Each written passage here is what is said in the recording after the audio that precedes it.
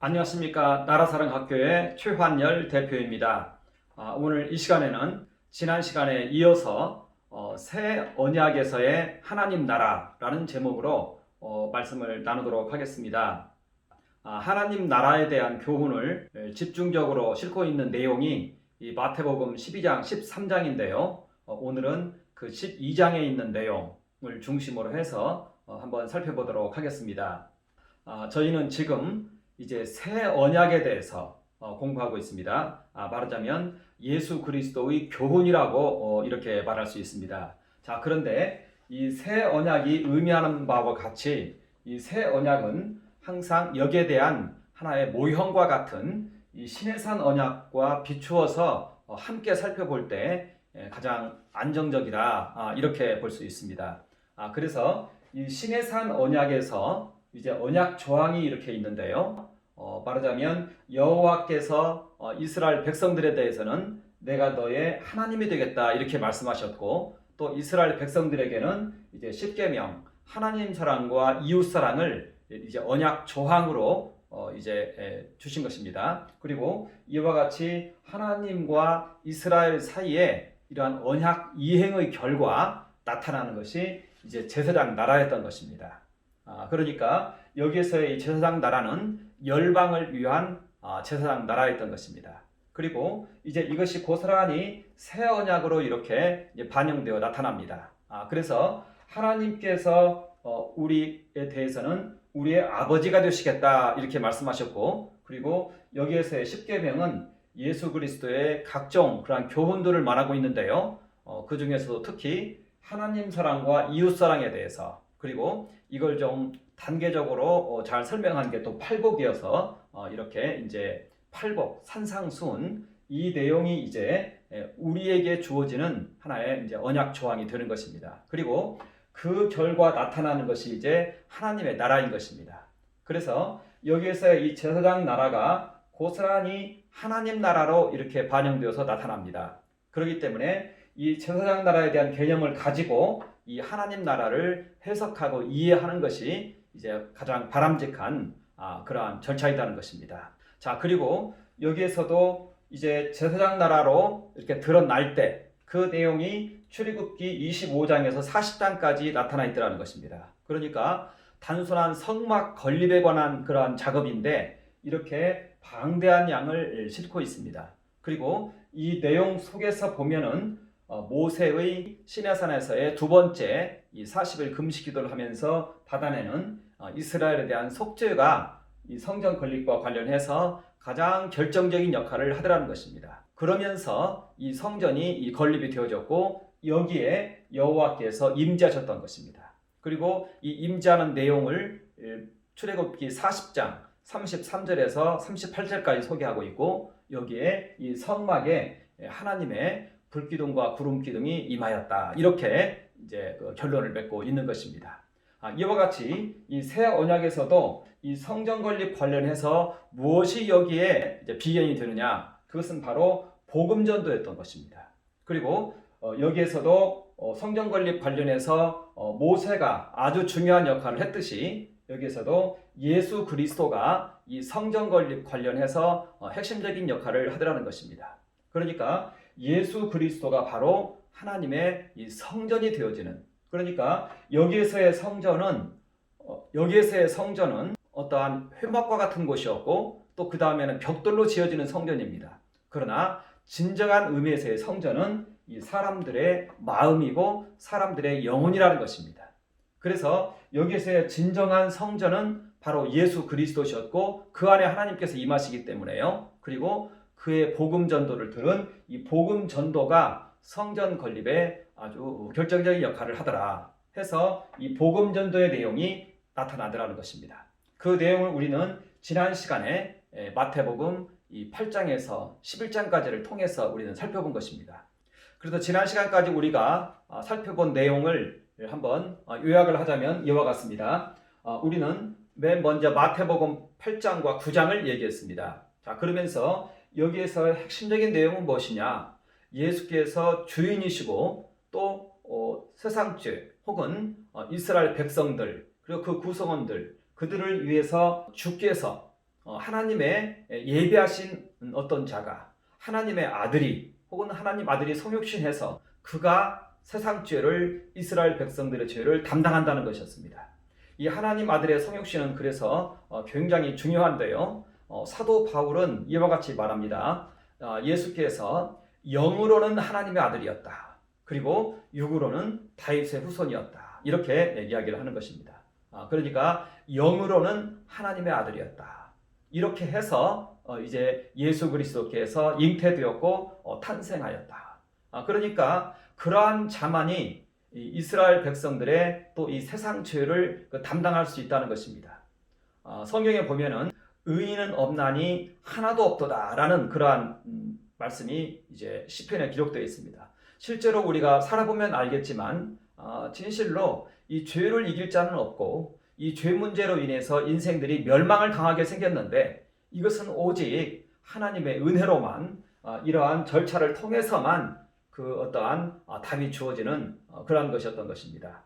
이것이 예언이 되어 있었고 이제는 이 예언의 내용들이 유포되어 있었고 그런 가운데 마태복음 8장과 9장은 예수 그리스도의 이 갈릴리에서의 사역을 말하고 있는데요.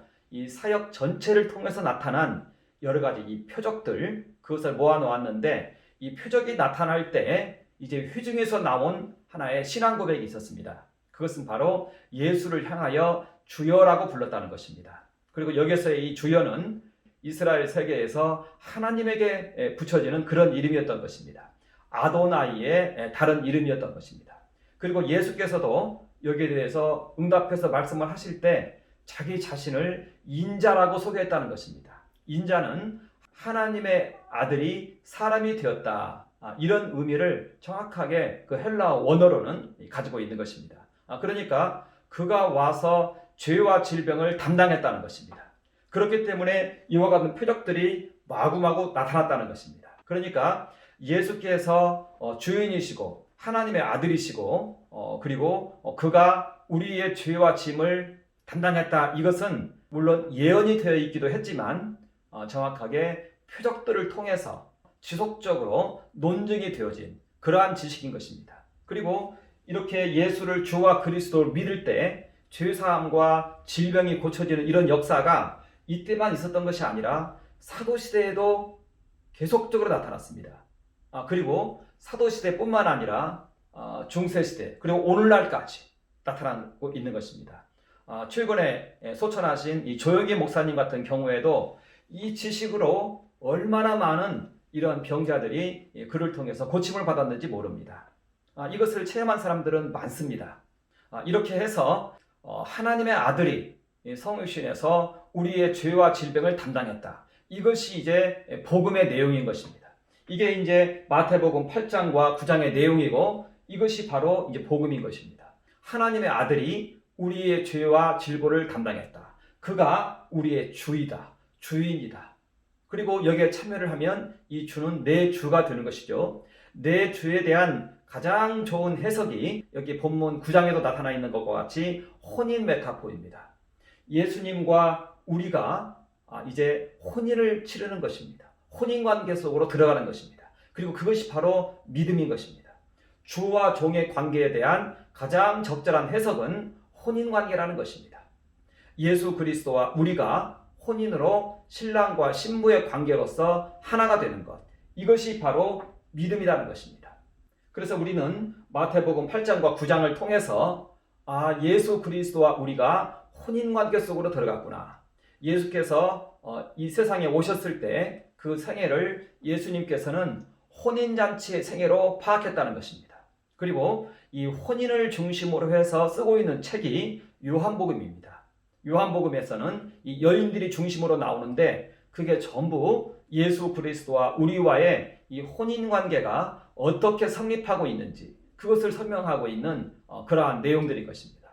그래서 우리에게 가장 중요한 것은요, 예수 그리스도와 우리가 신랑과 신부의 관계라는 것이고 이것을 우리의 삶 속에서 끝없이 실현해내는 것, 이것이 가장 중요합니다. 이것이 바로 복음에 대한 믿음인 것입니다. 그래서 우리가 예수 그리스도와 혼인관계 속으로 들어가면 예수 그리스도의 몸이 되어지는 것이고요, 우리 안에 예수의 피가 흐르는 것입니다. 그래서 이제는 우리의 진정한 생애는요, 예수 그리스도의 생애와 접붙임이 됩니다. 접목이 됩니다. 그래서 예수께서 겪으신 그 생애를 내 생애로 파악하고 간주해도 된다는 것입니다. 그리고 그 중에서도 특히 이 십자가 사건이 그와 같다는 것입니다. 이 십자가 사건 속에서 우리는 혼인잔치를 치렀고 이 십자가 사건 속으로 들어가는 것입니다. 그러니까 예수께서 십자가를 지시고 지금은 속죄의 보좌 앞에서 하나님께 기도하고 계시고 또 우리 가운데 오시는 그러한 예수님이시라는 것입니다. 이것이 바로 예수님의 가장 중요한 이 생애인데 이 생애 속으로 우리가 들어간다는 것입니다. 이 생애가 나의 생애가 되었다는 것입니다. 말하자면 예수 그리스도의 이 십자가 그리고 속죄의 보좌 앞으로 나아가 계셔서 또 우리와 함께 기도하고 계시는 예수님 그리고 우리 안에 영으로 오시고 또 그 안에서 하나님의 임재를 이루어낸 예수님 바로 이것이 이제 예수 그리스도의 생애이고 예수께서 지금 하고 계시는 일인데 이것이 바로 이제 우리의 하늘이 되었고 우리의 정체성이 되었다는 것입니다.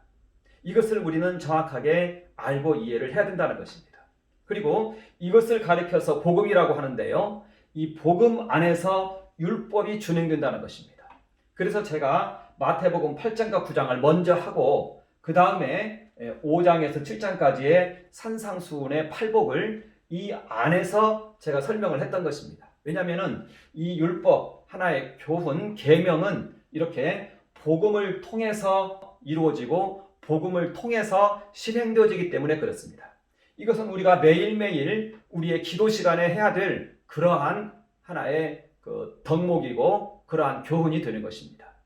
그래서 저는 팔복을 이제는 이 십자가 안에서 어떻게 우리가 이 복 있는 자가 되는가, 어떻게 우리가 주님의 계명을 준수하는 자가 되는가 그 내용을 설명했던 것입니다. 저는 팔복을 설명을 할 때 바로 십계명과 같은 그러한 내용이다. 하나님 사랑, 이웃 사랑이다. 이것을 제가 팔복을 하면서 설명을 했습니다. 그러면서 이 십계명도 전부 제사로 반영이 되었습니다. 말하자면 이 십계명도 제사를 통해서 이것이 진행되는 것입니다. 이 십계명에 관한 내용이 하나님 사랑이 바로 번제입니다. 십계명의 1계명에서부터 400계명까지 보면은 그게 하나님 사랑인데요. 이 번제가 하나님 사랑을 실행하는 그러한 제사인 것입니다. 그러니까 이 번제를 통해서 우리는 우리의 목숨을 하나님께 바침을 통해서 하나님 사랑을 나타낸다는 것입니다. 그리고 이 속죄제가 이웃사랑과 관련이 되어 있습니다.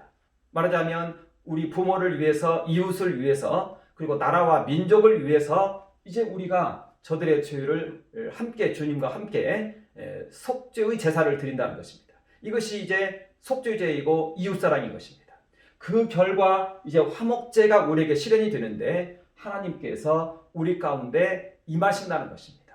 이것이 바로 하나님의 나라이고 여기에서의 제사장 나라이고 이것이 이제 하나님의 나라라는 것입니다. 우리 안에 이와 같이 하나님 사랑, 이웃 사랑 이것이 하나의 제사 행위거든요. 그래서 제사장 나라가 되는 것입니다. 여기에 이제 하나님께서 임재하셔서 우리의 이 제사가 진정한 능력의 제사가 되게 하는 것이 이것이 이제 제사장 나라이고 또 예수께서 말씀하시는 그 하나님 나라라는 것입니다. 그래서 예수 그리스도의 이 하나님 나라는 하나님께서 우리 안에 임재하는 것을 말하고 있습니다. 그리고 가리켜서 천국이라고도 말하고 있고 천국이 우리 안에 임하였다 이렇게 이야기를 하고 있는 것입니다. 그래서 우리는 이제 이 십자가 안에서 번제가 우리 안에서 날마다 이루어져야 된다. 말하자면 십자가 위에서 예수님께서 6시간 동안 자신의 목숨을 하나님께 바치면서 기도했습니다. 우리는 여기에 기도를 통해서 참여해야 된다고 얘기했습니다. 우리의 목숨을 바치는 행위인 것입니다. 우리의 생명, 소유, 소득, 사업장, 인생, 재산을 하나님께 산제사의 제물로 드리는 행위가 십자가에서 있었다는 것입니다. 그리고 예수께서 이제 운명하실 때 옆에 있던 군병 하나가 창으로 그 옆구리를 찌르니 거기에서 물과 피가 나오더라고 했습니다. 심장을 찔렀습니다. 예수님 안에 있는 물과 피를 십자가 위에서 다 쏟았습니다. 그리고 그 피가 가장 먼저 우리 마음 가운데 흘러듭니다. 바로 내 마음 가운데 흘러듭니다. 그래서 우리 안에 예수 그리스도의 피로 가득하게 합니다. 그리고 우리 배에서 이제는 이 보혈이 샘물되어 솟아나게 합니다. 그리고 이 보혈의 샘물은 이제 강물되어 흐릅니다. 이와 같이 예수님께서 자신의 생명을 우리에게 고스란히 내어줬다는 것입니다. 어떤 생명이냐? 자신의 생명을 아버지께 바친 그 생명을 우리에게 부어주시는데, 우리는 이 생명의 힘으로 거듭 태어났고, 이 예수 생명으로 우리에게 있는 모든 가난과 죽음을 이기는 생명입니다. 우리 안에 고난이 두려우고 가난과 죽음이 두려우고 이것이 우리의 현실입니다. 그럼에도 불구하고 우리는 이것을 아버지께 바쳤고, 이제는 그것을 이기는 생명으로, 우리는 예수의 생명으로, 예수의 피로 우리는 이러한 모든 것들을 넉넉히 이겨낸다는 것입니다. 그래서 우리는 끝없이 예수 그리스도의 피가 우리 안에 흐르고 있다는 것을 고백해야 됩니다. 기도 시간에 이것을 고백해야 되고요. 방언을 하면서 이것을 고백해야 되고요. 예수 생명, 예수 피가 내 안에 흐르고 있다. 내 온몸에 흐르고 있다. 예수 그리스도의 살과 피가 내 안에 있다. 이것을 고백해야 된다는 것입니다. 이건 시내산 언약에서도 동일했습니다. 언약을 체결할 때 소를 잡아서 그 피를 절반은 이제 제단에 뿌립니다. 이것은 바로 하나님께 바친다는 것입니다. 그리고 절반은 이스라엘 백성 가운데 뿌립니다. 바로 예수께서 십자가 위에서 그와 같이 하셨습니다. 말하자면 하나님께 자신의 생명을 바치시고 또 그 생명을 우리에게 내어주신 것입니다. 이것이 바로 거듭남인 것입니다. 우리는 이 십자가에서 탄생한 것입니다. 이 십자가를 기억해야 되고 매일매일 우리 안에 예수 피가 흐른다는 것을 고백해야 되고 기억해야 되고, 그 힘의 능력으로 우리는 주변에 있는 모든 이러한 부정적인 상황들에 대해서 이겨내는 것입니다. 그것이 있는 것입니다. 생명으로 죽임을 이기는 것입니다. 이 생명을 예수께서 우리에게 부으셨다는 것입니다. 그래서 우리 안에는 예수 그리스도의 피가 흐르고 있다는 것입니다. 이것을 얘기했습니다. 그리고 이제 우리는 이 예수님과 함께 하나님의 속죄의 보좌 앞으로 나아갑니다. 이 속죄의 보좌는 어떤 곳이냐? 나라를 위한 기도가 이루어지는 곳입니다. 그러니까 이스라엘의 속죄제를 보면은요, 웬만한 죄는 다 이 번제 단계에서 다 해결이 됩니다. 오직 나라를 위한 기도만 이 속죄소까지 들어갑니다. 지성소에 들어갑니다. 1년에 한 차례씩 들어갑니다. 예수께서 이곳에 들어가셨습니다. 우리는 매일매일 여기에 들어가는 것입니다. 그리고 주님과 함께 이제는 우리 나라와 민족을 위해서 기도하는 것입니다. 그리고 구약의 선지서들을 보면은요, 모든 선지자들이 나라를 위한 기도를 하다가 다 선지자가 되었습니다. 나라를 위한 기도가, 이 나라 사랑이 이 선지서의 핵심인 것입니다. 그러면서 이 선지자들이 도대체 어떻게 해서 우리나라에 이와 같은 위기가 초래되었는가, 이것을 놓고 기도하면서 죄로 인한 것이라는 것을 알게 됩니다. 그러면서 이 죄 문제를 어떻게 할꼬? 그런데 이 죄 문제는 인간의 힘으로 해결이 되어지지 않습니다. 의인은 없나니 하나도 없도다, 이렇게 얘기하고 있는 것입니다. 이런 가운데서 좌절하고 절망하고 있을 때 하나님께서 계시가 임했습니다. 하나님의 아들이 우리 인생들의, 또 우리나라의 또 우리 그리스도인들의 죄와 질고를 담당했다. 이 소식을 우리는 듣는 것입니다. 그리고 그것밖에 답이 없다는 것도 압니다. 나라를 위해서 진정으로 기도하다 보면은 이제는 우리가 붙들 수 있는 것은 그것밖에 없습니다. 하나님의 아들이 우리나라를 위해서, 우리나라 국민들을 위해서, 우리나라의 그리스도인들을 위해서, 우리나라의 진실한 자들을 위해서 십자가에서 그 죄와 질고를 담당하셨다. 이 지식밖에 우리에게 싸울 무기가 없습니다. 우리는 이 지식을 가지고 하나님 앞에서 외쳐대는 것입니다. 이 십자가를 지신 예수님과 함께 하나님 앞에서 끝없이 이 사실을 우리는 고백하는 것입니다. 그리고 하나님께로부터 여기에 대한 그 응답을 우리는 나름대로 받는 것입니다. 그것은 바로 하나님의 용서에 대한 하나의 믿음인 것입니다. 그리고 이것이 이제 우리에게는 복음이 되는 것입니다. 이 복음을 우리는 전하는 것입니다. 교회 가운데 전하는 것입니다. 그리스도인들에게 전하는 것입니다. 그리고 우리의 나라 민족 가운데 전하는 것입니다. 사람들은 이것에 대해서 얼마나 여기에 호응할지 모릅니다. 그러나 우리가 가지고 있는 것은 그것입니다. 하나님의 아들이 우리의 죄와 우리 개인의 죄와 우리 나라와 민족의 죄를 담당하셨다. 이 지식으로 우리는 하나님 앞에서 우리 나라에 대한 용서를 받는 것이고 바로 이 용서의 사실을 우리는 복음으로 전파하는 것입니다. 왜냐하면 이것을 알아야 나라가 거룩해지고 또 교회가 거룩해지고 그러면서 이곳에 하나님께서 다시 임하셔야 우리나라에 구원이 있기 때문에 그렇다는 것입니다. 그렇기 때문에 이 복음은요, 나라가 위기에 처할수록 더 많이 이 복음이 전파되는 것입니다. 이 세계 속에 죄가 성하고 그럴수록 오히려 복음이 더 크게 전파되는 것입니다. 그러면서 이 복음에 참여한 자들이 이제는 거듭난 자들이 되는 것이고 그들이 바로 이제 하나님의 성전으로 지어져 간다는 것입니다. 그리고 이제 이와 같이 우리가 하나님 사랑과 이웃 사랑으로 말하자면 우리의 계명을 이제 우리가 복음으로 이것을 이루었을 때 예수 그리스도의 이 복음으로 예수 그리스도의 공로로 주님과 함께 우리를 하나님께 드리고 또 나라를 위해서 이렇게 기도함을 통해서 이 복음을 이루었을 때 여기에 이제 성전 건립이 되어진 것이고 여기에 이제 하나님 나라가 임한다는 것입니다. 성령으로 하나님께서 여기에 임한다는 것입니다. 이것이 바로 하나님 나라이고 이것이 바로 화목제라는 것입니다. 화목제는 하나님께서 성령으로 우리 안에 임하시는 그것을 예표하고 있습니다. 이것은 그래서 하나의 언약의 성취와 같은 그러한 의미와 그러한 차원을 가지고 있다는 것입니다. 마태복음 12장은 이제 이 내용을 사실은 설명하고 있습니다.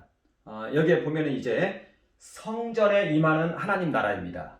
그러니까 이 복음 전도를 통해서 하나님의 성전이 지어가는 그러한 내용인 것입니다. 그리고 무엇보다도 예수 그리스도께서 부활하시고 승천하심을 통해서 그가 진정한 그 성전의 이 머릿돌이 되면서 그러면서 이제 하나님께서 우리 가운데 임하신다는 것입니다.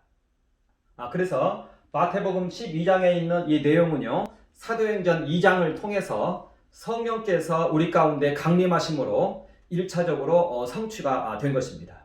그리고 이제 이것은 또 새하늘과 새 땅에 이르러서 완전하게 이 모습은 이제 드러날 것입니다.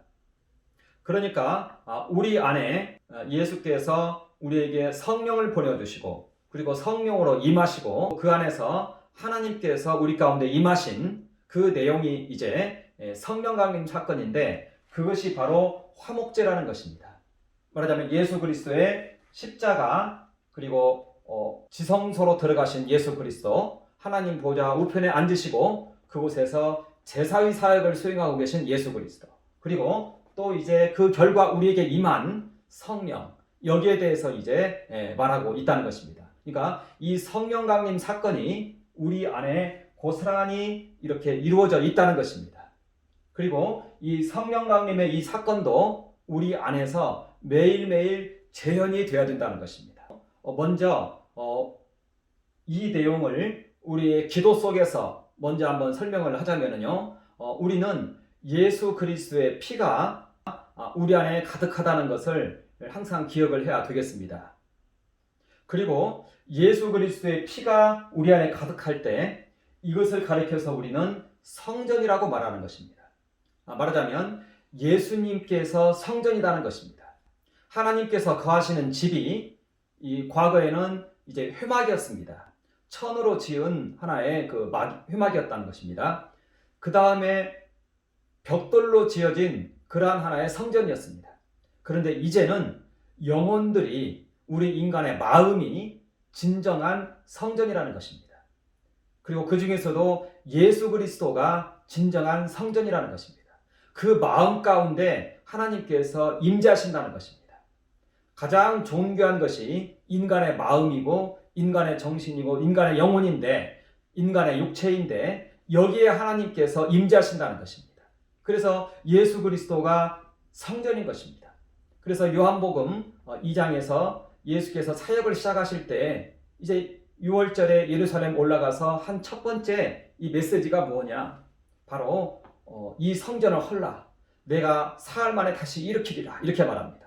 그러자 많은 사람들이 아니 어떻게 46년 동안에 지어진 이 성전을 어떻게 사흘 만에 일으킨다는 말인가? 이렇게 말했습니다. 그랬을 때 예수께서는 자기의 육체된 성전을 의미했다고 이렇게 말하고 있습니다. 그리고 제자들이 다음에 이것이 이루어진 후에 그것을 믿었다 이렇게 말합니다. 말하자면 하나님께서는 그러한 벽돌로 지은 성전에 임하는 것이 아니라 우리 인간의 영혼 가운데, 육체 가운데, 인간의 영혼과 육체가 있는 이 육체로 지어진 이 성전에 임한다는 것입니다. 그래서 예수께서 바로 자기 자신이 성전이라고 얘기했던 것입니다. 그리고 요한복음 5장 6절에서 오병이어의 이적을 행하면서 성찬을 행하면서 내 살과 피를 먹고 마시라고 합니다. 그리고 내 살과 피를 먹고 마시지 아니하는 자는 나하고 상관이 없다고 얘기합니다. 그리고 그 살과 피를 먹고 마시는 자만이 생명이 있고 영생이 있고 예수님과 관련이 있다는 것입니다. 바로 이것이 바로 예수님과 우리 사이의 이 관계인 것입니다.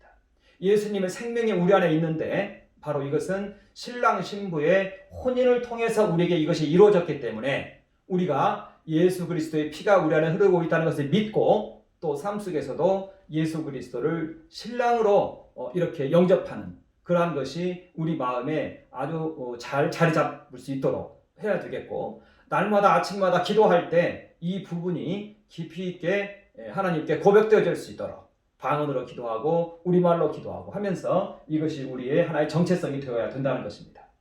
그러면서 예수님께서 요한복음에서 굉장히 반복적으로 여러 차례 하신 말씀이 있습니다. 그것은 뭐냐면 나와 아버지는 하나이라는 것이었습니다. 나와 아버지는 하나이니라. 이것이 예수님 메시지의 핵심이기도 합니다. 그리고 가장 결정적인 상황 속에서는 항상 이 고백이 나타납니다. 나와 아버지는 하나이니라. 그리고 이것 때문에 예수님이 십자가에 못 박힌 것입니다. 나와 아버지는 하나이니라.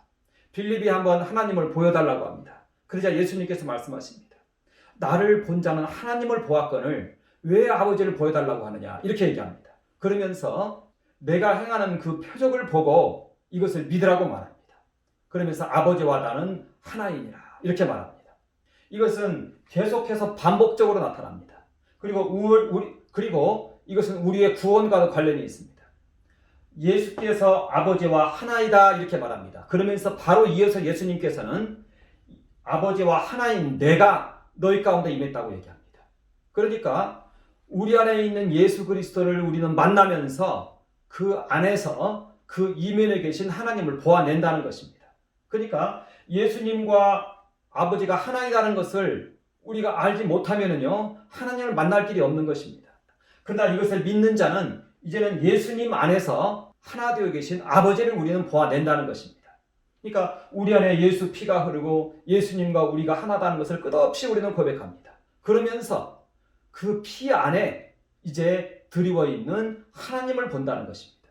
그 피 안에 임재해 계신 하나님을 본다는 것입니다. 그래서 예수의 피가 예수의 생명이 성전입니다. 그리고 그 성전에 하나님께서 임하신 것입니다. 이것이 성경에서 말하고 있는 메타포입니다. 바로 그래서 우리가 이제는 예수님을 만날 때 그 안에서 하나님을 만나는 것이고, 이와 같이 해서 예수께서는 하나님과 자신과 우리가 이제는 거처를 함께 한다고 얘기하는 것입니다. 그래서 하나님과 그리스도와 우리가 이제는 한 생명이 되었다. 하나가 되었다. 이렇게 말합니다. 성령이 우리로 완전히 대체가 되는 것입니다. 우리는 알 때 성부, 성자, 성령 그렇게 알고 있죠. 그런데 요한복음의 흐름을 보면은요, 성부, 성자, 우리 이렇게 됩니다. 성령께서 우리를 거듭나게 해서 우리 모두가 성령으로 간주되는 것입니다. 그래서 성령을 우리에게 선물로 주었다 이렇게 말합니다. 그리고 다음에 저는 계속해서 우리가 예수님의 신부라고 얘기를 했는데요, 계시록 22장을 보면요, 이스라엘 백성 전체가 신부입니다. 말하자면 성령으로 거듭난 자들 전체가 신부입니다. 마치 성령으로 거듭난 자들, 마치 성령을 예수님의 신부처럼 얘기하고 있다는 것입니다. 그리고 그 성령은 우리에게 주어져 있습니다. 선물로 주어져 있습니다. 이 성령이 우리를 거듭나게 하는 것입니다. 예수 그리스도의 신부로 거듭나게 하는 것입니다.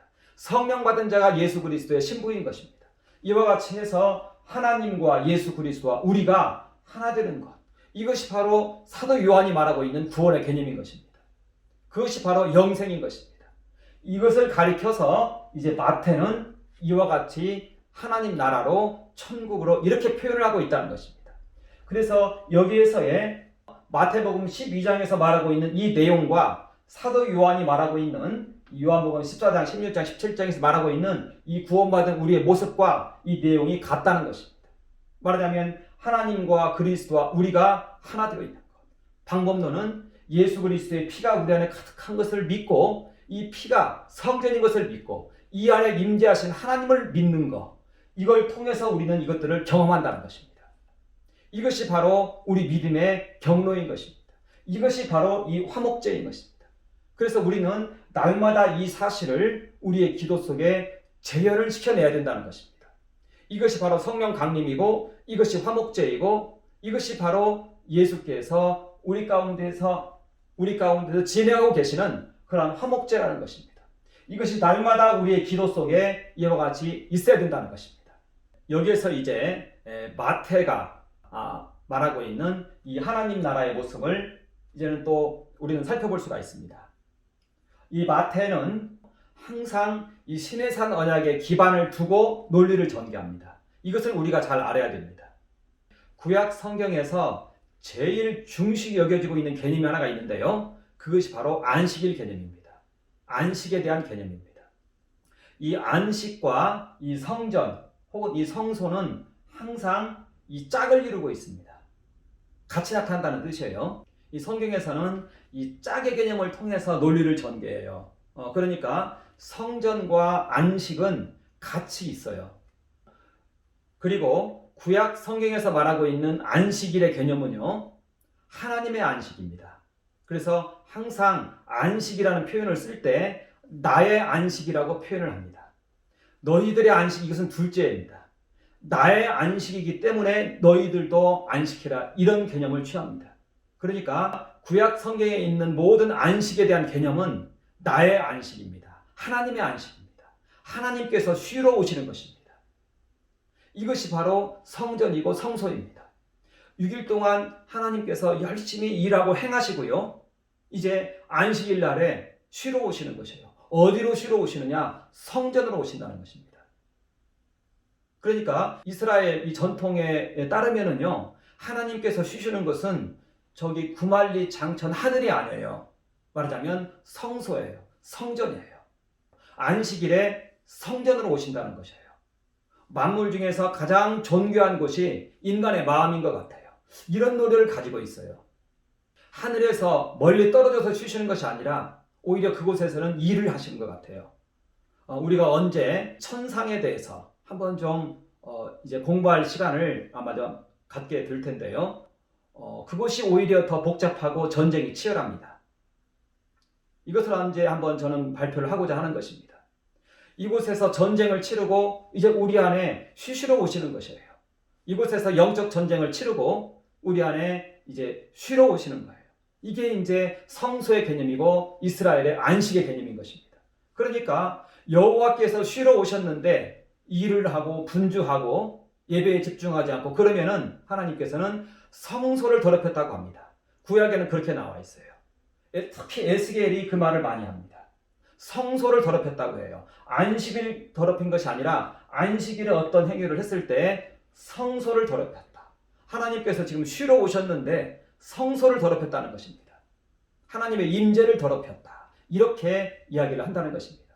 그래서 구약 성경에 있는 이 안식의 개념은, 그리고 안식일의 개념은 이 신약 성경에서의 성령의 내주와 임재하고 같은 의미를 가지고 있다는 것입니다. 안식이 바로 성령을 말하는 것입니다. 하나님께서 성령으로 우리 가운데 안식하러 오시는 것입니다. 이것이 이제 안식일인 것입니다. 이것이 주일인 것입니다. 이때 성령으로 오시는 것입니다. 그래서 구약의 성령론은 사실은 안식일과 직결되어 있습니다.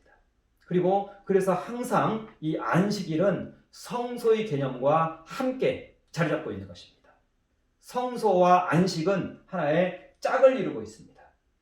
우리는 성경에서 우리는 이 구약 성경이나 이런 모든 것들을 이해할 때 이 짝에 대한 개념을 잘 이해해야 됩니다. 이걸 통해서 모든 논리가 전개가 됩니다. 그러니까 성소와 안식은 거의 이 동전의 양면처럼 하나처럼 움직인다는 것입니다.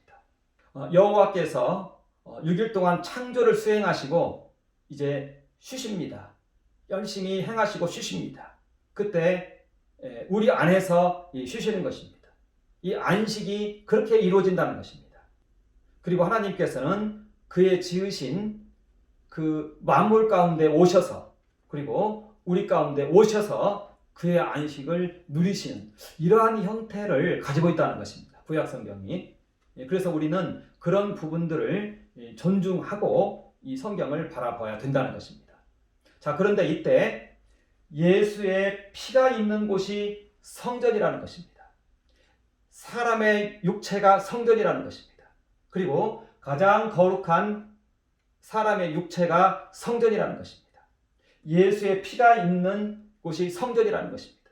그래서 우리가 예수의 피가 내 안에 있다는 고백을 깊이 있게 하면은요, 그 다음에는 우리는 여기에서 아버지께서 이 안으로 안식하기 위해서 온다는 것을 우리는 또 기억해야 된다는 것입니다. 아버지께서 예수의 피가 있는 이곳에 안식하시기 위해서 임재하신다는 것입니다. 우리가 하나님을 내 안에 오세요 하고 하는 것보다 아버지께서 먼저 우리 안에 임하는 것을 원하시고 또 오신다는 것입니다. 그리고 이미 예수 피가 있는 이곳에는 아버지께서 임재하신 것이라는 것입니다. 우리는 이것을 발견하고 여기에 합당한 자세를 취하면 된다는 것입니다. 우리는 앞에서 번제의 제사를 드릴 때 우리 안에 예수의 피가 가득합니다 하고 고백을 했습니다. 그리고 예수님과 함께 이제는 나라를 위해서 속죄의 제사를 드리고, 이제는 아버지께서 예수의 피만 가득한 우리에게 이제 임재하신다는 것입니다. 안식하시기 위하여 오셨고 오신다는 것입니다. 우리는 이제 여기에 합당한 태도를 취하면 된다는 것입니다. 사도 바울은 이것을 잘 알고 있었습니다. 자, 그래서 사도 바울은 사역을 할 때요, 예수님 이름으로 어떤 사역을 하고 어떠한 이제 말씀을 전하고 어떤 사역을 할 때 성령의 나타나심을 두렵고 떨림 가운데에서 기다렸다, 이렇게 말합니다. 말하자면 하나님께서 임하셨기 때문에 그렇습니다. 하나님의 영의 특성은요, 우리 안에 두렵고 떨림을 불러일으킵니다. 하나님을 향한 경외를 불러일으킵니다. 이게 경외라는 단어입니다. 성경에서, 구약 성경에서 굉장히 중요한 단어가 경외라는 단어입니다. 이것을 우리말로 표현하면 두렵고 떨림입니다. 하나님의 임재는 이 두렵고 떨림을 불러일으킵니다. 그러니까 우리가 이러한 태도를 가지고 사실은 이 하나님을 맞이하는 것입니다. 여기에 대해서 마태는 아버지의 영이 예수 안에 임했다고 말합니다. 이 아버지의 영은요, 예수님 안에만 임하십니다. 많은 사람들이 성령 얘기하면서 여기저기 모든 사람들에게 마구마구 임하는 것 같은데 그렇지 않습니다. 아버지의 영은 오직 예수 안에만 있습니다. 예수의 피 안에만 있습니다. 이 내용을 마태복음 12장에서는 그렇게 얘기합니다. 내 사랑하는 자에게 내가 내 영을 그에게 줄 터이니, 이렇게 말합니다. 그러니까 아버지께서 자신의 영을 주겠다고 말한 이는 예수님 외에는 없다는 것입니다. 우리는 이것을 잘 명심하고 기억해야 됩니다. 아버지의 성령, 하나님의 성령, 이 성령은요, 예수님 안에만 주어집니다. 우리 안에 오신 이 성령은 아버지의 영인 것입니다. 이분이 바로 우리의 생명으로 오신 것입니다. 그래서 우리 안에 임한 성령, 우리 안에 임한 생명은요, 아버지의 영이고 아버지의 생명인 것입니다. 이 아버지의 영이 오시면은요, 귀신이 쫓겨나가는 것입니다. 바리새인들이 예수께서 귀신을 쫓아내자 저가 바알세불을 힘입어서 귀신을 쫓는다, 이렇게 말합니다. 그것이 바로 이제 바알세불 논쟁인데요, 예수께서 여기에 대해서 너희가 인자를 회방하는 것은 용서를 받을 수 있을지 모르지만 성령을 회방하는 것은 용서받을 수 없다고 말합니다. 이게 바알세불 논쟁에서 나타난 결론입니다. 우리 안에 임한 성령이 어떤 분이신지를 말하고 있다는 것입니다.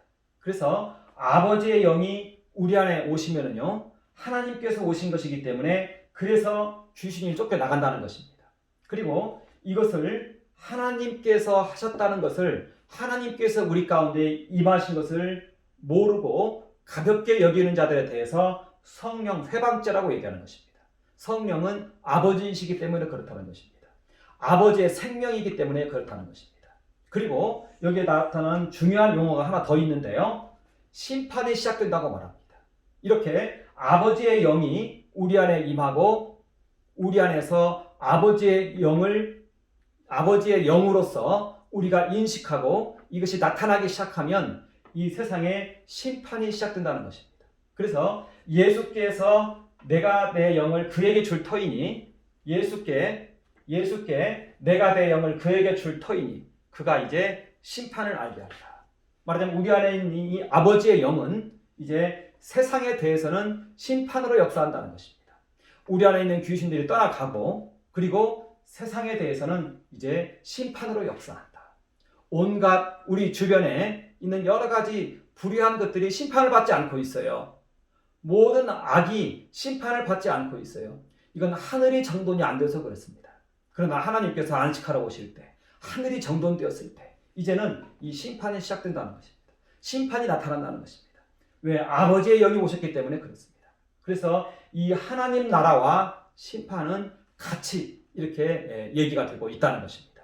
이러한 내용이 우리의 기도 시간에 고스란히 재현이 되어야 된다는 것입니다.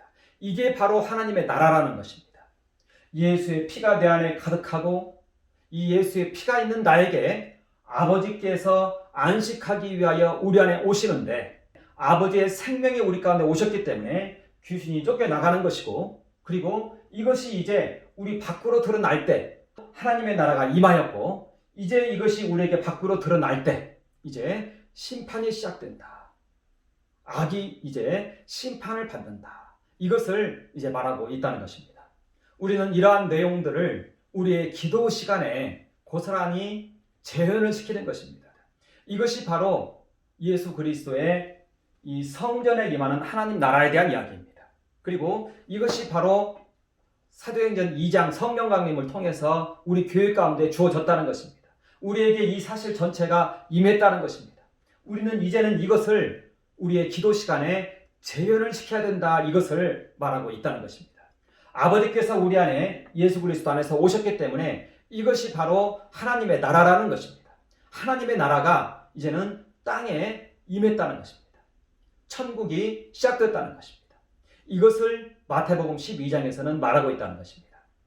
그래서 마태복음 12장에 있는 내용을 좀 잠깐 볼 것 같으면요. 이것은 안식일 논쟁을 통해서 모든 논의가 전개됩니다. 말하자면 안식일 날에 이제 예수께서 병을 고치니까 여기에 대해서 이제 바리새인들이 이제 문제를 제기하고 나온 것입니다.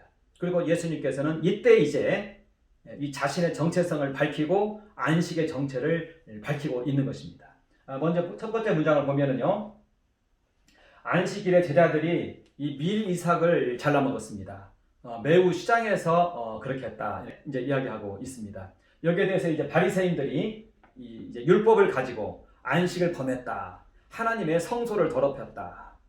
이렇게 이제 이야기를 하는 것입니다. 여기에 대해서 예수께서 성경에 있는 다른 구절을 통해서 제사장들이 성전 안에서 진설병을 먹었다. 이것을 말합니다. 이것은 괜찮은 것으로 나타나 있다. 그리고 다윗도 그의 따르는 자들과 함께 이 성전 안에서 이 차려진 떡을 먹음을 통해서 그 굶주림을 멸하고 살았다. 이걸 말합니다. 그리고 사실은 자신은 이 다윗의 그러한 후손이라는 것을 또 얘기를 하고 있는 것이죠. 그러면서 나는 인자로서 성전보다 큰 자이다. 이렇게 말합니다. 그러니까 성전보다 자신이 더 크다. 인자이다. 말하자면 여기서의 성전은요. 결국은 사람인 것인데 바로 인자, 하나님의 아들이 이제 사람이 된 이러한 존재가 그 어떤 성전보다 그 어떠한 인간 존재보다 더 큰 자이다. 이렇게 이야기를 하는 것입니다. 내 자신이 바로 성전이다. 진정한 성전이다. 이렇게 말하는 것입니다. 그러면서 이제 이 인자는 안식일의 주인이다. 이렇게 말합니다. 말하자면 이 인자 안에 하나님께서 쉬시기 위해서 오시는 것이다. 내 안에 하나님께서 이렇게 오시는 것이다. 그래서 내 안에 하나님의 임재가 있고 또 요한복음을 통해서는 하나님과 내가 하나이니라. 이렇게까지 얘기를 이제 했다는 것입니다. 말하자면 첫 번째 안식일 논쟁에서 예수께서는 자신이 바로 성전이고 자신 안에 안식이 펼쳐져 있고 자신 안에 하나님의 안식이 시작되었다. 하나님께서 자신 안에 임했다. 하나님과 내가 하나이다. 요한복음 용어로 표현하자면요. 이것을 이제 첫 번째 문장에서 얘기했고 안식일 논쟁의 첫 번째 주제로서 마태는 이 사건을 소개하고 있다는 것입니다. 그리고 두 번째 사건은 이 안식일에 회당에서 한쪽 손 마른 여인을 치유한 사건인데요. 이것도 각 공간복음에 다 나타납니다. 아주 유명한 사건이었던 것 같습니다. 여기에서 이제 두 번째 안식일 논쟁을 소개하고 있는데 안식일에 선을 행하는 것이 옳으니라. 고침받는 것이 옳다. 왜냐하면 하나님께서 안식하러 오셨기 때문에 그렇다는 것입니다. 하나님께서 안식하기 위하여 이 자리에 왔는데 여기에서 선한 것이 나타나야지. 여기에서 선한 것이 나타나고 귀신이 쫓겨가는 것이 맞다. 이것을 이제 한쪽 손 마른 자가 치유된 이 사건을 통해서 설명을 하는 것입니다. 이것이 두 번째 예수님의 안식일 논쟁입니다. 그리고 여기에 대한 이제 정체를 또 설명하고 있는데요. 그것은 뭐냐면 이사야가 한 예언을 이제 소개하는 단락입니다. 여기서 보면은 하나님께서 이사야가 예언을 했는데 내 사랑하는 자에게 내가 내 영으로 그에게 줄 터이니 하면서 이제 그가 세상의 심판을 알게 하리라. 이러한 예언이 있다는 것입니다. 그러니까 아버지의 영이 오직 예수께 임했다는 것입니다. 아버지의 영이 오직 예수께 임했기 때문에 예수님만이 참 성전이라는 것입니다. 그리고 우리도 이 예수님의 피를 이어받았을 때 이 성전에 우리도 참여한다는 것입니다. 그런데 여기서 중요한 것은 아버지의 영이 임했다는 것입니다. 내 영을 그에게 주리니. 그러니까 성령은요, 아버지의 영인 것입니다. 아버지의 생명인 것입니다. 아버지 자신이 오신 것입니다. 이것이 삼위일체론의 핵심입니다. 성부, 성자, 성령 각각의 위가 계시지만 서로 상호 침투하고 있습니다. 그래서 성령이 바로 아버지인 것입니다. 아버지께서 오셨다는 것입니다. 아버지의 영이, 아버지의 생명이 임했다는 것입니다. 그래서 이와 같은 일이 있다는 것입니다. 여기에도 바리새인들이 저가 바알세보를 힘입어서 귀신을 쫓아낸다. 그러자 예수께서 성령을 힘입어 귀신을 쫓아내는 것이면 하나님의 나라가 이미 너에게 임하였느니라. 이 말씀을 여기에서 하십니다. 그러면서 하나님의 나타나심을 너희가 눈으로 보고도 너희가 이렇게 말하는 것은 하나님을 회방하는 것이다. 인자인 나를 회방하는 것이 아니라 하나님을 회방하는 것이다. 바로 성령께서는 하나님이시라는 것입니다. 그러니까 성령에 대해서 우리는 두렵고 떨림으로 경유하는 태도로 우리는 그를 바라봐야 된다는 것입니다. 그리고 성령께서 우리에게 나타나실 때에는요, 우리에게 이 두렵고 떨림, 이 경유를 불러일으키면서 나타나는 것입니다. 그런데 그것을 무시하고 귀신의 왕 바알세보를 얘기했다는 것은 너희는 인자를 회방한 것이 아니라 하나님을 회방했다. 이렇게 말하는 것입니다. 말하자면 성령은 하나님이시라는 것입니다. 이것을 이제 예수께서는 여기에서 설명을 했다는 것입니다. 하나님께서 임하심으로 하나님의 나라가 우리 가운데 임하였다. 이것을 설명을 했다는 것입니다. 말하자면 이 내용과 제가 금방 요한복음을 통해서 종합적으로 말한 이 내용과 같은 내용입니다. 그러니까 마태복음 12장에 있는 이 내용은 하나님께서 어떻게 그의 성전에 임하시는지 그 내용을 소개하고 있다는 것입니다. 이것이 바로 성령 강림을 통해서 우리에게 이루어졌고요. 그리고 이 이후에도 계속적으로 이 사건은 이어질 것입니다. 이제는 이들의 공동체가 이제는 그 천국 공동체입니다. 교회입니다. 그래서 마태복음 맨 마지막 장에는 마태복음 12장에 맨 마지막 문단에서는 이제 예수께서 이제 공동체 얘기를 합니다. 가족을 얘기합니다. 바로 이것을 정확하게 이것을 믿고 이와 같이 해서 나하고 함께 형제 자매가 된 자, 그가 바로 천국 공동체이다. 이렇게 얘기합니다. 말하자면 자신의 혈육을 소개합니다. 그러면서 이제는 저들이 자신의 혈육을 소개합니다. 이때 밖에서 예수님의 그 식구들이 왔었거든요. 예수님을 찾았어요. 그러자 예수님께서 저들이 내 참 식구가 아니라 내 뜻대로 행하는, 아버지의 뜻대로 행하는, 바로 나와 함께하는 너희가 바로 내 형제여 자매여 모친다. 이렇게 말합니다. 내 피가 우리 가운데 함께 흐르고 있다는 것을 말하고 있는 것입니다. 피의 공동체인 것입니다. 그러니까 우리 그리스도인들은 피의 공동체인 것입니다. 예수 피의 공동체인 것입니다. 이렇게 해서 하나님의 나라가 우리 가운데 출현을 했다는 것입니다. 그리고 이제 마태복음 13장에서는 이 공동체가 어떻게 이 세계 속에서 이제 진행될 것인가, 그것을 이제 예언적으로 말한 그러한 내용인 것입니다. 그래서 궁극적으로 최종적인 새하늘과 새 땅에서는 바로 이 나라가 이제 완전하게 드러나는 그러한 것이 되는 것입니다. 이렇게 해서 이 세계 속에 이제 천국이 시작된 것입니다. 오늘 말씀의 내용을 간단히 좀 요약을 하자면요, 이와 같이 이 번제, 속죄제, 화목제를 우리는 날마다 드리는 자인데, 오늘은 이제 제가 화목제에 대해서 설명을 한 것입니다. 예수 그리스도의 교훈을 통해서 이것을 이제 설명을 했다는 것입니다. 복음 안에서 이러한 모든 것들이 성취되고 있는 것을 설명을 했다는 것입니다. 감사합니다.